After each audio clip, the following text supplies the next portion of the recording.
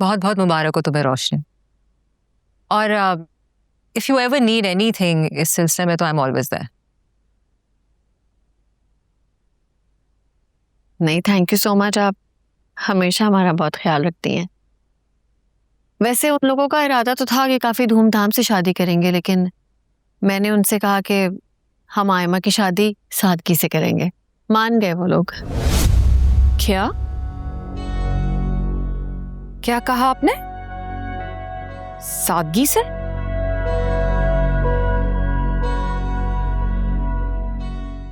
हाँ, तो और क्या कहती।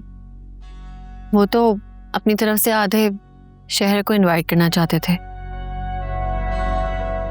लेकिन मैं तो अपनी हैसियत के मुताबिक तुम्हारी शादी करूंगी ना। अच्छा, आपकी शादी आपकी हैसियत के मुताबिक हुई थी?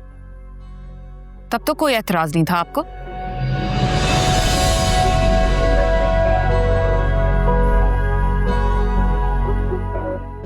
मेरा एतराज करना बनता भी नहीं था, और वजह तुम जानती हो, हमारी तरफ से कोई अरेंजमेंट नहीं था। सब कुछ फहमीना जी ने किया था। तो अब भी मत करें। शहीर है ना, वो कर लेगा। लेकिन एक बात तय है, मेरी शादी भी आपकी तरह धूमधाम से ही होगी। बात खत्म।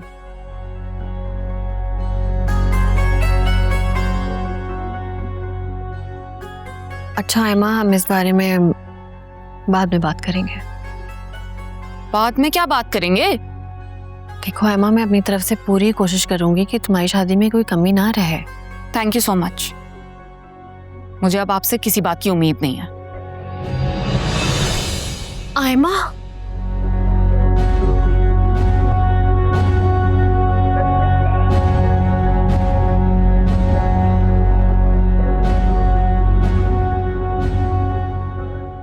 सबसे पहले तो this was highly awkward.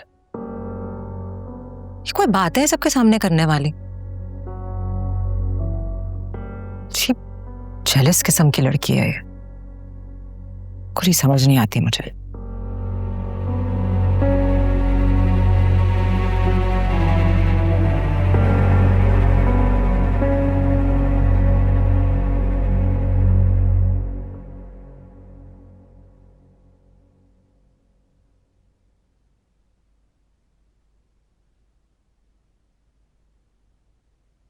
Razia, मेरे सर में बहुत दर्द हो रही है, प्लीज एक कप चाय बना दो। जी अच्छा।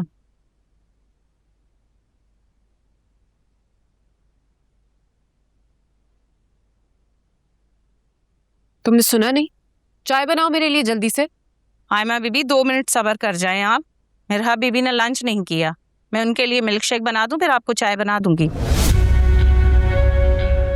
रजिया, रजिया।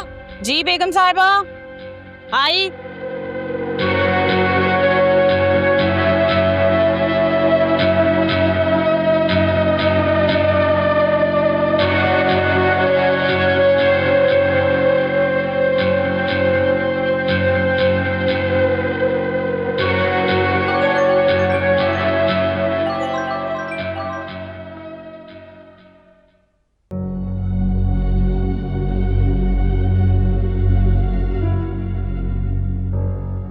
इतना बड़ा फंक्शन अफोर्ड नहीं कर पाऊंगी।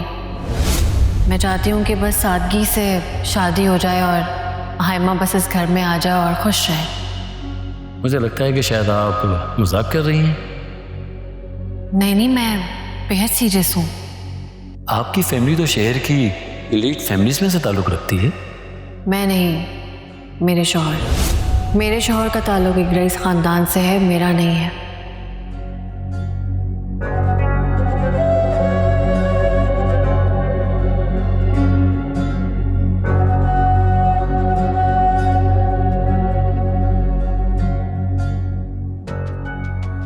कितनी इंसल्ट करवाई है तुमने? मैंने?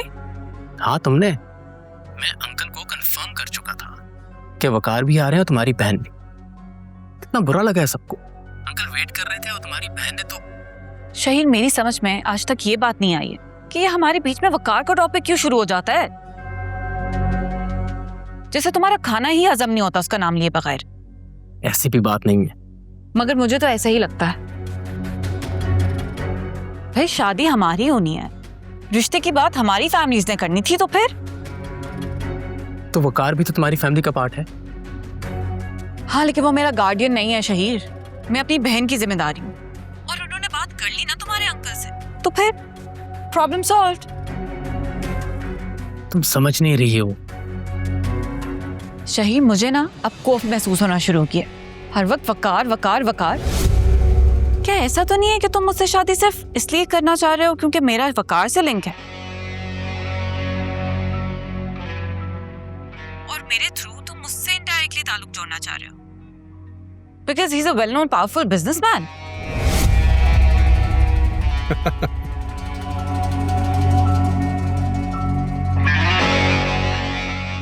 चलो शुक्र है तुम्हें देर से ही सही, लेकिन बात समझ तो आई। मैं तुमसे बाद में बात करती हूँ।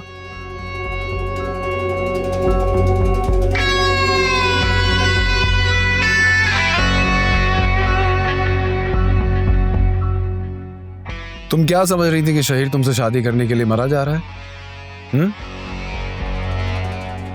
ये बात तो तुम मुझसे ज्यादा बेहतर तरीके से जानती हो कि अगर उंगलियों पे गिनती शुरू करो तो गिनती आगे निकल जाएगी। इतनी गर्लफ्रेंड्स हैं उसकी। लेकिन तुम्हें क्या फर्क पड़ता है? तुम्हारे भी तो कई जगह चक्कर चल रहा है ना?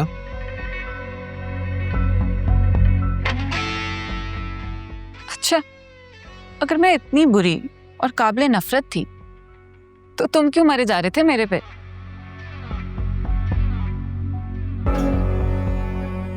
कहाँ मरा हूं मैं?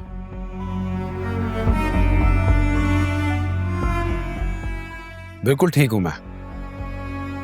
बहुत खुश हूं और सैटिस्फाइड जिंदगी गुजार रहा हूं रोशनी के साथ। अच्छी तसल्ली है। झूठी तसल्लियां देना तुम्हारा काम है और ये तुम्हारी इमेजिनेशन है कि मेरे दिल में तुम्हारे लिए कोई जगह बाकी है। तो ठीक है, अगर तुम सच कह रहे हो फिर तो तुम्हें मेरे और शहीर के रिश्ते को पूरे दिल से एक्सेप्ट करना चाहिए। तुम्हें क्या तकलीफ हो रही है मेरी उससे शादी से? क्यों उसकी बुराई करके मेरा दिल बदगुमान कर रहे हो उससे? तुम हो कौन? क्या औकात है तुम्हारी? और जो तुमने फैंटेसी का बबल क्रिएट किया है ना, ये कब का बर्स्ट हो चुका है। You're in denial. डिनायल में मैं नहीं बल्कि तुम हो।